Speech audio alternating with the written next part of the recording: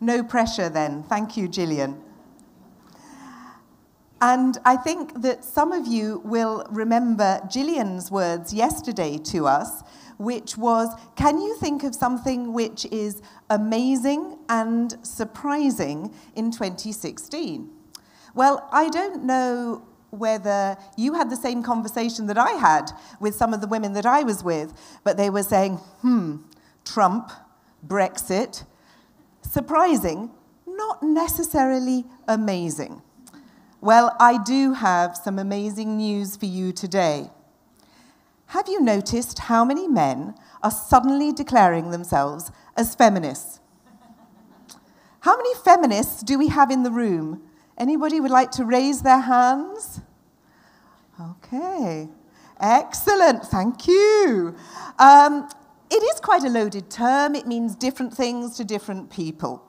But of course, the Canadian delegation know very well what it is to have a feminist, because Justin Trudeau, the Prime Minister, declared himself a feminist. He has a cabinet which is 50% men, 50% women.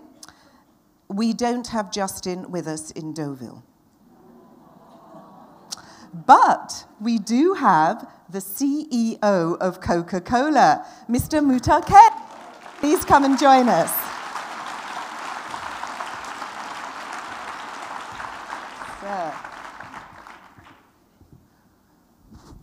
Welcome. Thank you. Certainly not trying to compete with Justin here. I'm interested, of course, as I think everybody is here, about, you said you were a feminist. What does that actually mean to you? Well, first, it's a great honor and pleasure to be here. I'd like to thank my close friend Maurice Levy for inviting me. We've talked on and off for the last 7-8 years of trying to get here. It's always conflicted with one of my October board meeting. And this year, finally, we got a date, and it didn't conflict with that board meeting, which is in a few days. So I'm really happy to be here. Thank you for convincing me to come in person. I've connected on video before to this great meeting. So wonderful to be here. What I meant by that word is simply that,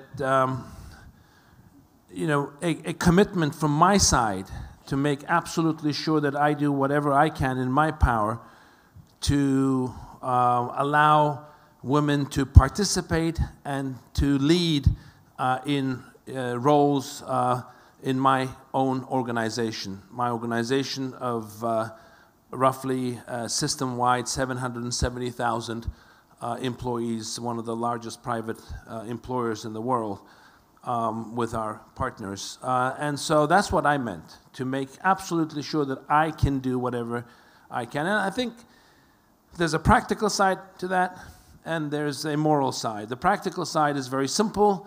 Many of the purchase decisions, 65% in the world, of our products are 550 brands of non-alcoholic beverages, juices, drinks, all made by women. And when I when I became CEO back in 2007, 8, I said there's a big disconnect between the leadership teams and the management that we had and the purchase decision makers. So we said that we got to make sure we start closing that gap that we had.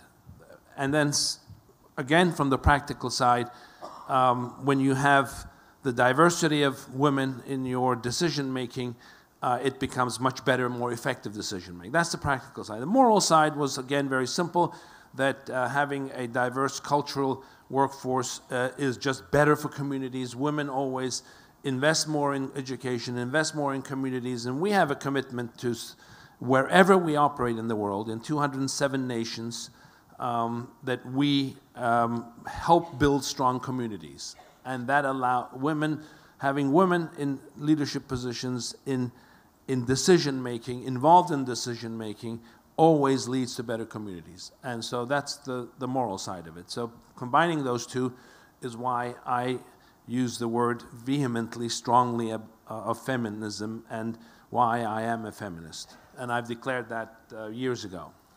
You declared it years ago, which is great. And what I wanted to know was, when you were growing up, was there a moment when you suddenly, what was that moment when you suddenly decided, I am a feminist? It wasn't when I was growing up. It was back in 2008. And I hope I'd grown up by then. But there wasn't a seminal moment. I just thought simply that from a practical point of view, from a moral point of view, this was the right thing to do as a leader of a major, large business. And because I saw so many instances of inequality. I've also said publicly that the 21st century is not the century of BRICS, the countries of the BRICS, but it's actually going to be the century of women. And so I think there's a reality in that. If we can make that happen, the world will be a much better place that we can transfer to the next generations. Because, of course, when you joined Coca-Cola in 1978, that wasn't the case. I mean, what was the status of women in Coca-Cola when you joined all those years ago? Even when I became CEO in 2008, the pipeline was very weak. Teens in women leadership, 18–19%. And so the mid-level management pipeline that was feeding into the leadership positions was very weak. And at the very top, it was, again, very low numbers. That was where the disconnect happened in my own mind. You can do all you want to make that happen. If you don't put the structures in place, if you don't put the motivation systems in place, if you don't put the incentives in place, then it doesn't work. And so that's what I started doing. I started creating the architecture in my business on putting some processes. I created a Women's Leadership Council. I chartered it. I chair it still. 16, 17 women leaders rotate through that every 2 years. And we discuss all the issues on how we can create a better playing field for women leadership to come up and join the ranks. We created Women in Leadership, which is another forum that has helped 500 women mentor and try to promote, try to support, try to train, try to retain, try to promote women leaders. We created another organization inside the company which now has 30 chapters in 30 different countries that again help women overcome barriers inside the company, called Women's Link. So once you start doing these, then the numbers start getting better. So those numbers that were in the teens, now in the high 30s, and we still have a journey. This is hard work. This is not easy work. I was going to ask you about that. This work requires a commitment from the top. It requires an approach that men have to take that say they are feminists.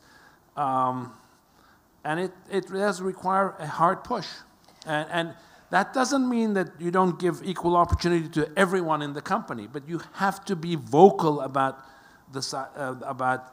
women leadership and about gender equality. So that's why I separated diversity from gender equality in the company and made women leadership a specific area of focus for everyone.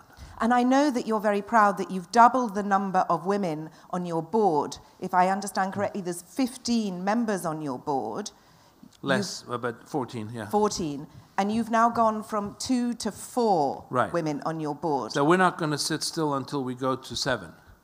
Right. And that's the goal. There we are. Ladies and gentlemen, you heard it here on record. Yeah. That's what you aim for. Yeah. I mean, you say there are challenges. Do you think that, for example, not having fixed board terms, or having fixed board terms, rather, would be better so that you do get quicker to that target of 7? What are you going to do to move that forward? I think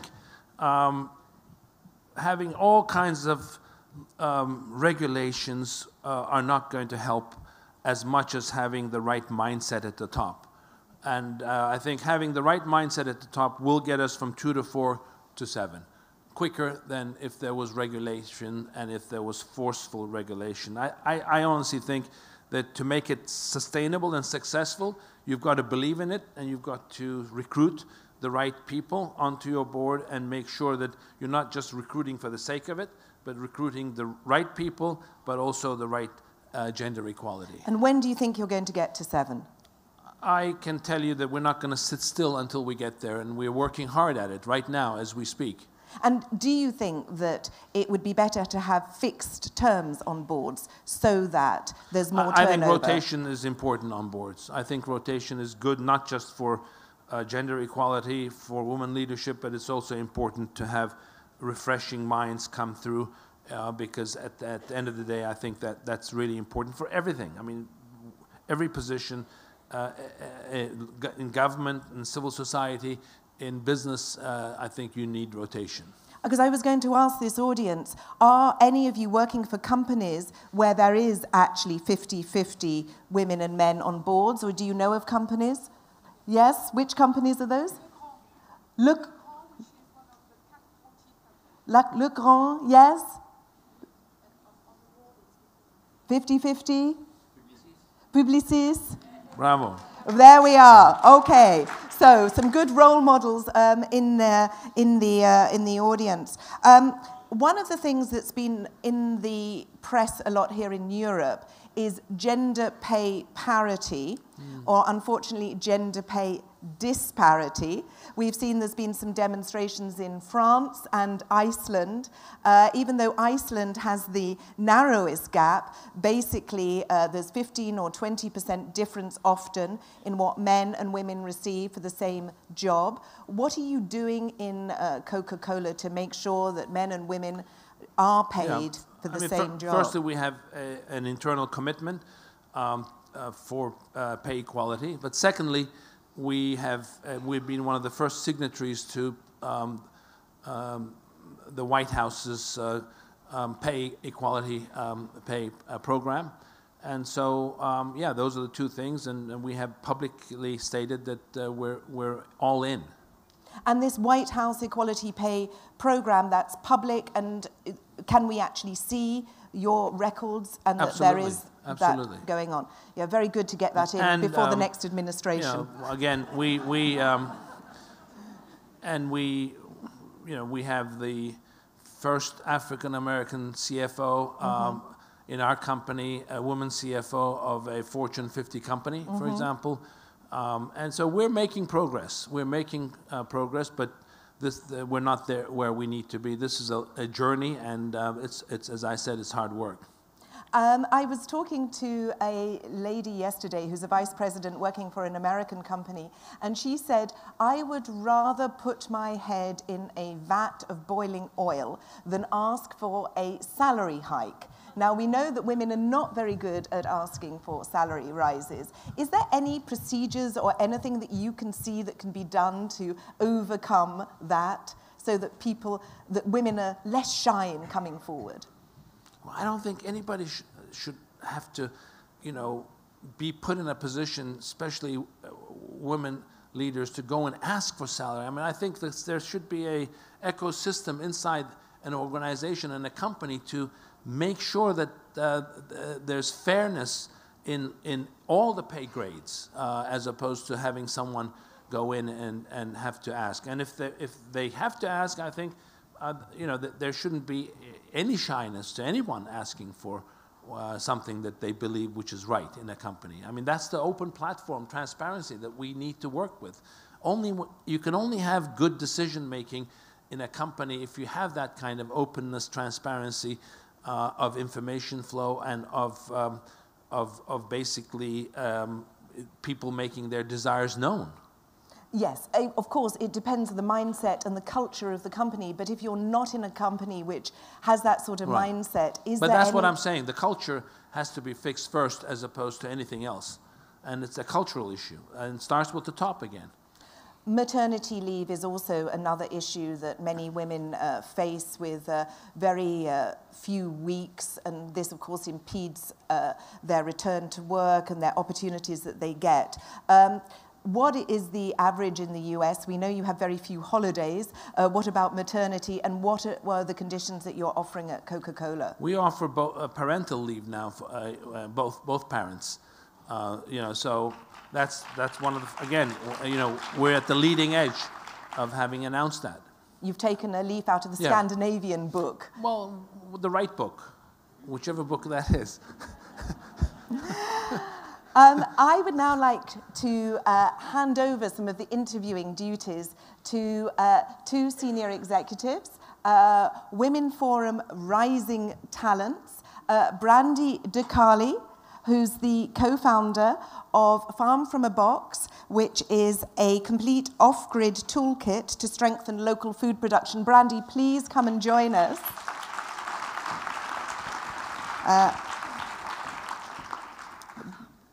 Brandi has a successful business in the United States, and she's also expanding worldwide.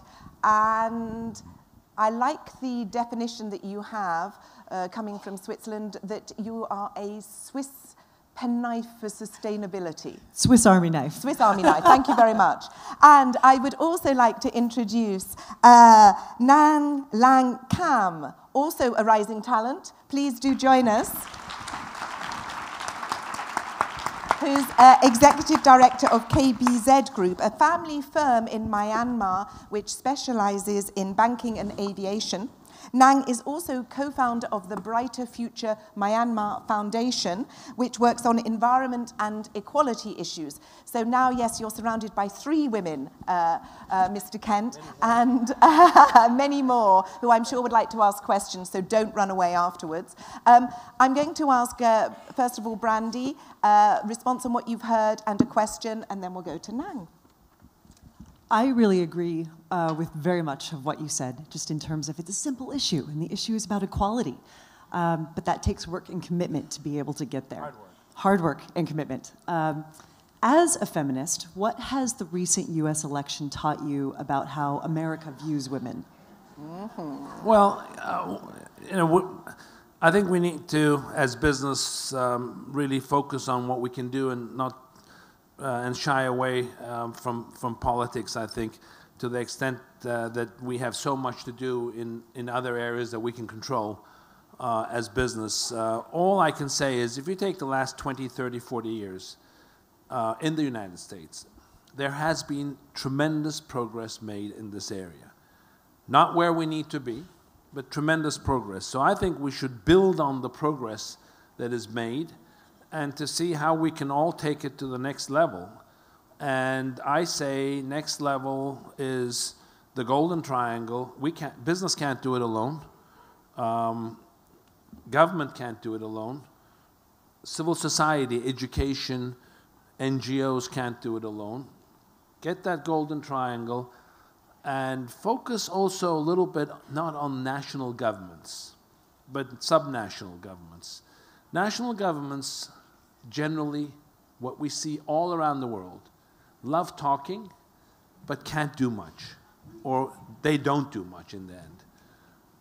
Local governments, mayors, governors, they act like CEOs. They talk, but they do more than they talk. I think you've got it, for example, in Paris, one of my favorite mayors, Anne Hidalgo. I think she's the real deal. I mean, we took, people like her, many other mayors around in the United States, governors, work with those to get things forward, take things forward. I think we have a huge opportunity, rather than hold our hands up in despair and say, what has happened to us all? There's so much more to do, working at subnational level, working with a business, working with civil society to get, and we have to do that, otherwise we are all going to crumble under this social inequality that's happening more and more. Youth unemployment, highest numbers ever in the world. Very higher proportion of female youth unemployment.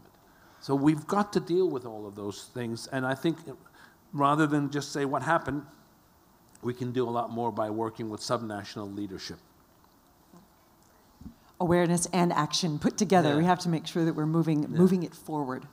Yes. Yes. Don't put all your eggs in the Trump basket, was Yeah. what came to mind. Not a good there. idea. Not a good idea, no. Nang. Since we're on the topic of head of state, so now we have more females as leaders of the countries, like our state councillor, Aung San Suu Kyi, Chancellor Angela Merkel, and Prime Minister Theresa May as well. So how do you see women leaders as the leaders of the countries and the role that they play in shaping and reshaping the state of the world? I mean, there's nothing I welcome more. And I've got great admiration for Aung San Suu Kyi. We do wonderful work in Myanmar with the Swan Yi Foundation in empowering women, part of our 5x20 program. Because what we did at the company, at the Coca-Cola company, is we said, working only inside the company for an organization as international and diverse as the Coca-Cola company is not enough for us. So we went out in 2020, in 2010, I beg your pardon, in 2010, and put out a goal to say by 2020, we're going to empower 5 million women entrepreneurs around the world in 10 years, in a decade. And we're working hard at getting that done. That will be the largest economic empowerment program ever undertaken by a commercial enterprise in the world. And we have now, in your beautiful country, 31,000 women entrepreneurs already registered and already basically successfully commercializing their energy into entrepreneurial work. And the way we do it is this way. We go into a country, we select an NGO. In the case of Myanmar, we selected Swan Yi. They help us identify the candidates. We then provide basic training to them, retail training, basic finance, hygiene, logistics, these 4 areas. And then we have an agreement with the IFC, the International Finance Corporation, that is committed to $100 million of microfinancing. We then connect the trained women candidates, entrepreneurial candidates, to the financing, and they get microcredit, and then they're launched as retailers. We serve 25 million retailers around the world. More and more, the new ones are becoming, out of this program, women retailers. Small shops. They sell everything, not just our products. Distributors, other logistics partners, all around the world, Africa, and now even in the United States. We took one of the worst zip codes in the whole country in the United States, highest for crime and other abuses. And we're now training women there in a home shelter for homeless mothers and bringing those women back into society. So women can reshape the world. Yes, do you have a follow-up? No, Okay, California, not the worst zip code, most probably, no, in not the the worst US. zip code. One thing that I do really respect about your work with the 5x20 initiative is that you are actively removing some of those barriers for women to be able to have that increased agency, whether it's mentorship and making sure that they have adequate training. My question is with regards to the Equal Pay Pledge. Does that pledge extend into the other 207 countries that Coca-Cola is active in? Absolutely, because we, just like our sustainable agricultural good practices guidelines, where we go back downstream and make sure that everything that we purchase follow those guidelines, it's the same principles and guidelines that we have everywhere we operate. Every one of the 207 nations we operate. Are we 100% there, compliant? No, we have work to do, but we have an absolute commitment to thread out any anomalies and correct them as soon as we see them. Fantastic. And it's part of our global audit system also. And not only internal audit, but external audit. Good, so you're an example for all of the other big companies out there that... Look, as I said at the beginning, hard work, a journey, not there yet, but committed to getting there fully. Are you on track? 5 million, it's yes. an ambitious objective. We are. So how many have you empowered in the fact that you've helped them about with the 1.5 million, okay. And audited externally. Mm-hmm. And we're scaling it up. I'll tell you another interesting way we're scaling it up. Again, it tells you how in the world you have to find certain areas of creativity, even though if it may not seem exactly fitting into your business model, go out, stretch yourself. What we did is we invested as a founding partner in a company called OneWeb. OneWeb was founded by us, Richard Branson, Airbus, Qualcomm, the chip maker. They will launch 600 low-orbit satellites in the next 24 months. These low-orbit, normal satellites traverse the world at much higher altitudes, say about 20,000, 30,000 kilometers. These will traverse the Earth at 1,000. They will provide high-speed internet without cables to every part of the world. And we will use some of our women entrepreneurs to sell broadband in small towns, villages, everywhere around the world as a new source of income for them. I have a question regarding your board. You mentioned that 4 out of 14 members are women. Ever since women coming on board, have you seen any changes in decision-making, strategic direction of your company, and dynamics in the boardroom? It would be good if you could give us an example as well. Yeah, I think we have a wonderful member on our board from Spain, Ana Patricia Botan of the Santander Bank, of the Botan family. We have former Secretary of Labor, Alexis Herdman, and we have a number of directors that have real incredible experience. And so Mel Lagomasino, a banker of Cuban origin, and Helene Gale, formerly of CARE, the president of CARE, the organization. So the second physician doctor to be on our board in our history. So they provide an amazing amalgamation of diverse input into our decision making that we never had before.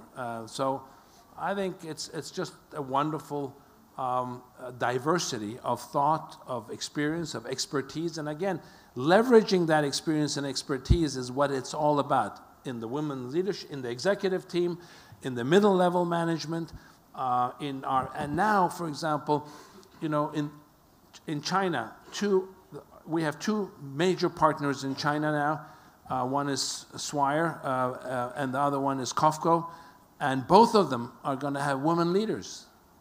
So our entire bottling business in China will be run by women leadership for the first time ever since the first bottle was filled in China. This hadn't happened. So we're working hard at this, and I think one of the ways that really helps us is we bring all these leaders into conferences, internal conferences, and we then have our directors, women directors, also attend those conferences, and it's a huge source of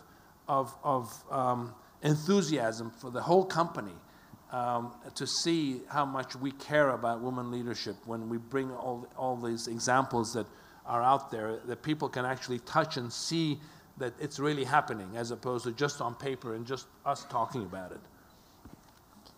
Brandi. I mean, on the heels of that, I think one of the other things that I've heard you say is the importance of remaining constructively discontent. I have said that many times. And I really like that because it is very grounded in action.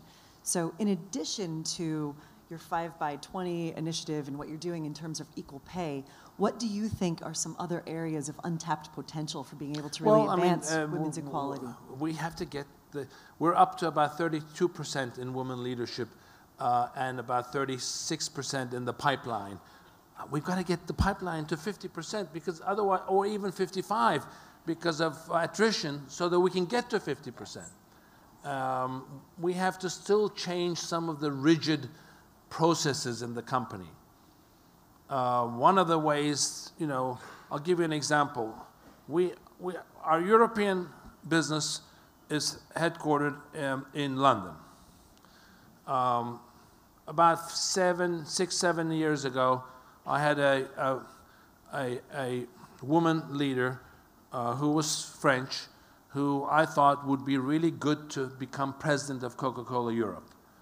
Her name was Dominique Reniche. So I said, okay, I offered the job to her. I said, and she said, I have a 14-year-old daughter in school in Paris. I can only do it if I remain in Paris. I said, done. You stay in Paris. We'll put an office there in the Paris country office for you, and you stay in Paris, and you commute as much as you need to London or other parts. And these are some of the processes barriers that we have to, deal with to ensure that we can be more flexible as an organization. And in the 21st century, technology allows us to do that even more. We don't need any bricks and mortars anymore, so we can run businesses from anywhere. That's also something that we are not tapping into sufficiently today to actually become more flexible. And that's another area that is something dear and near to my heart.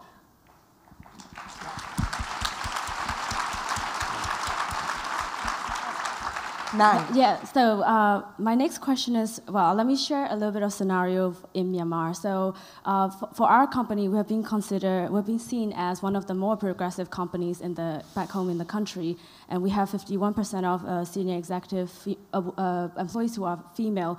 But what I've seen is that when women get to a certain point, they no longer have the ambition, or they don't want to climb the ladder higher, and they don't feel that they can be CEOs or higher decision makers. So if you don't mind, pretend that you're in Coca-Cola and giving a speech to your executives and employees. So what would you say to the female executives so that they're more ambitious, and how do you persuade so that the male executives are on board with the gender parity as well? Yeah, I mean, male executives, we need to be role models for them, and then they need not to fear this, and so that's number one. We have to, the leaders of the business have to make sure that they don't feel threatened, and so if you declare yourself as a feminist, then it starts breaking down some of the fear barriers. The second thing is that I don't think women lose their energy or motivation at a certain time in their life. It's because their priorities start changing. And we have to then build into those priorities and make sure that the actual motivation can coexist with those priorities.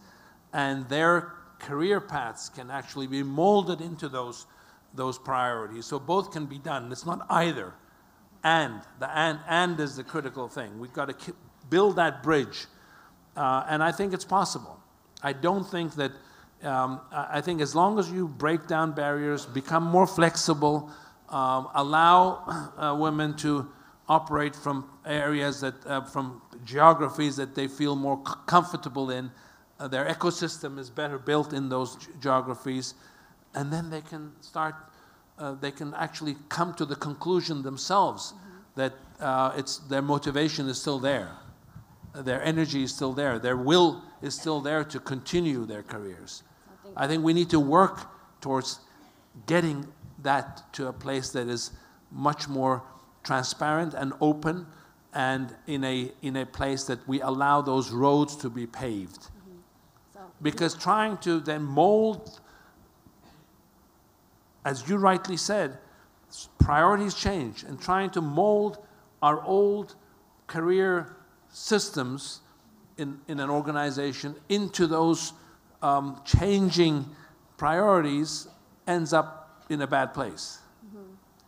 Well, in the flexibility is really important.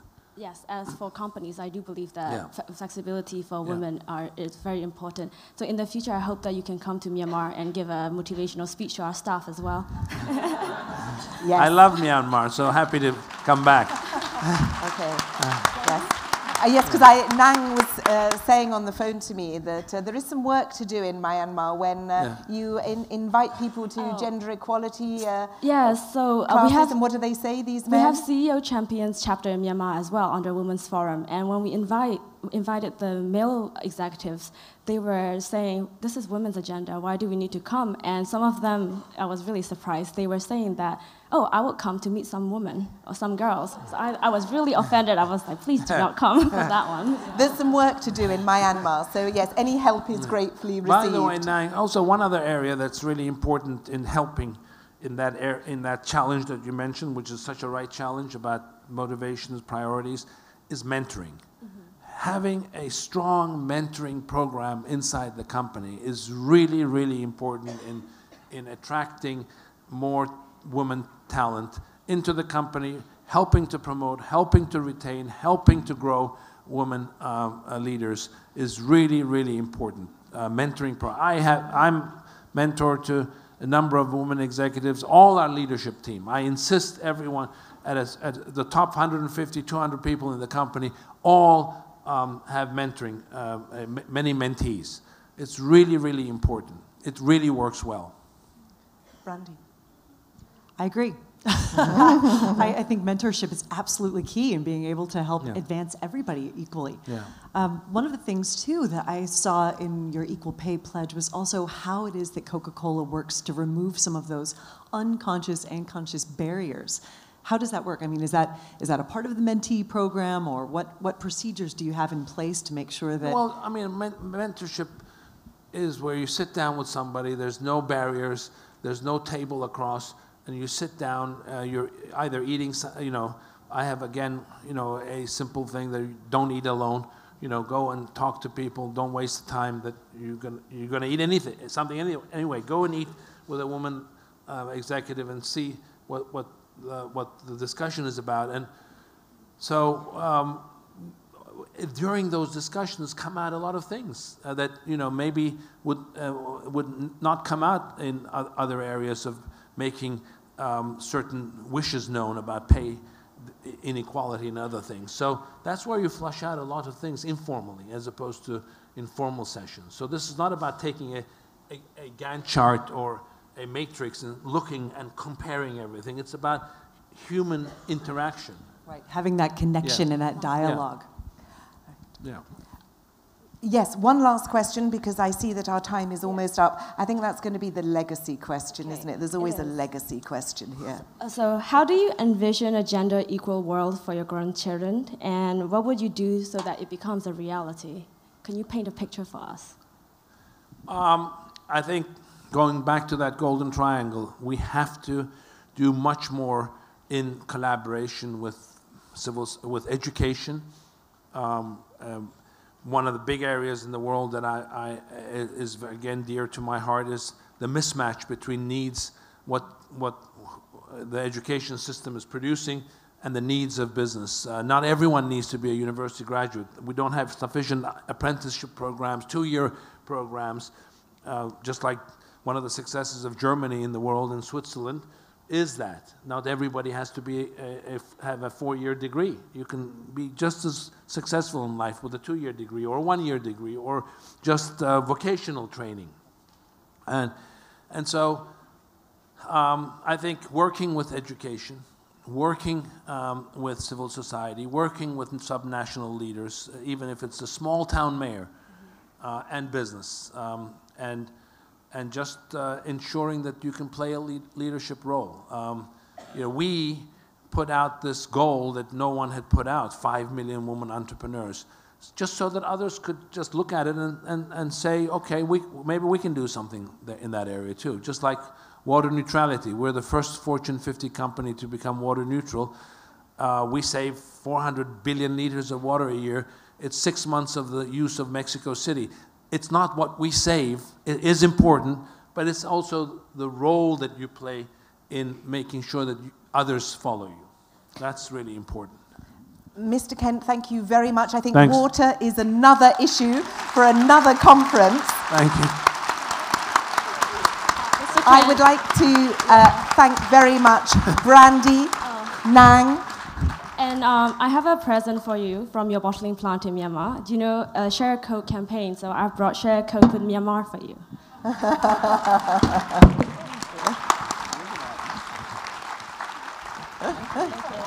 Thank you. And we have something. We've also got things for you here. Okay.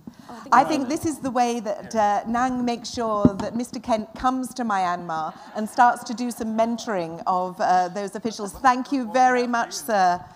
Unfortunately, I no longer work for the BBC, so I can take gifts. Fantastic. This is for you. Hands with their names on them.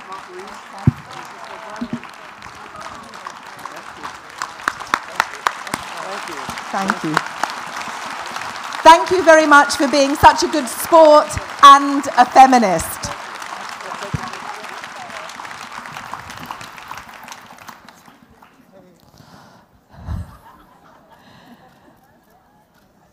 Great. Little photo op here at the end. Wonderful. Claire, thank you so much. You